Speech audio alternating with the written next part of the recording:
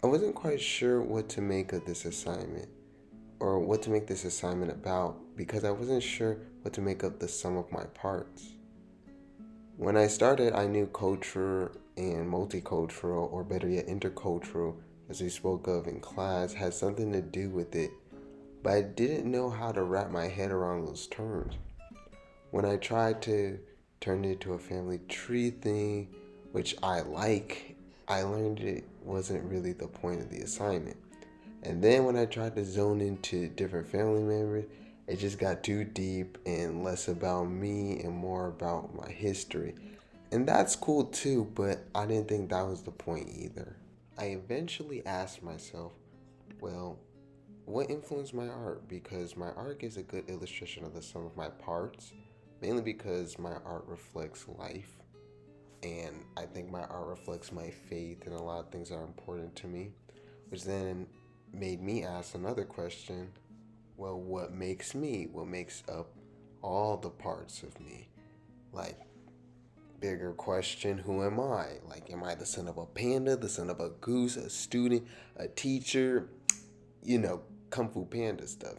That's me just quoting Poe right there. But the question still stands. Like, what can I generally say makes up the source of most of my parts? I had a little nostalgia trip with my roommate Alex, and we were just talking about things we were really into as a kid. Whether that was with Sonic, or Kingdom Hearts, or Tron Legacy. And dude, Tron's so underrated, but that's not the point.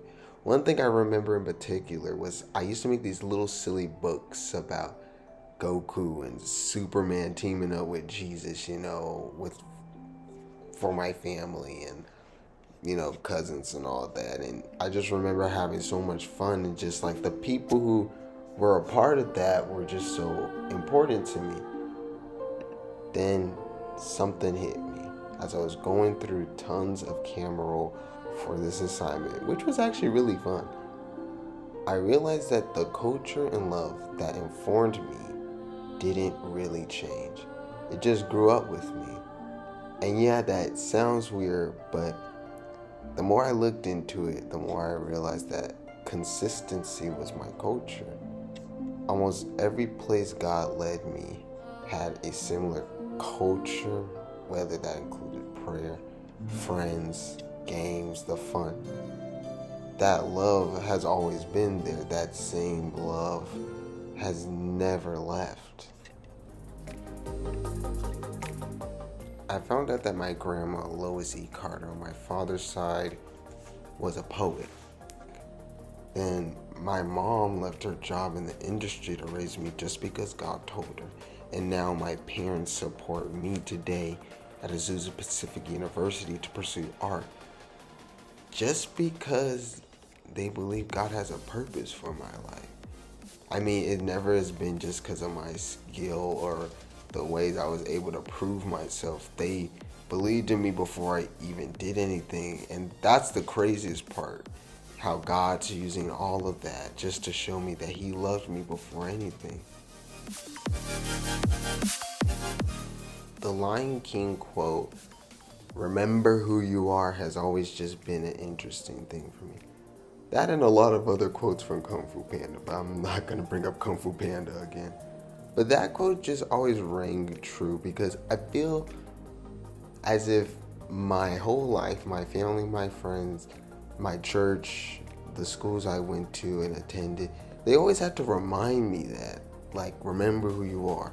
Because that can be sometimes hard. Because I don't necessarily think I know, like, who exactly God has made me to be.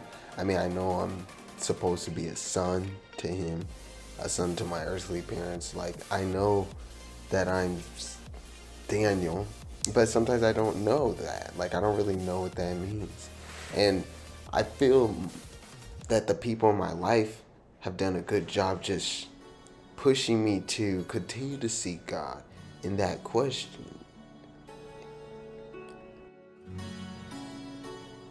I feel that the core sum of my parts haven't really changed.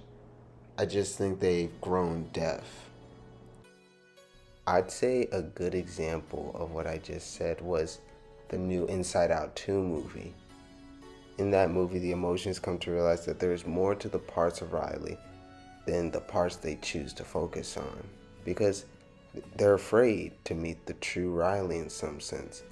However, that Riley has always been there.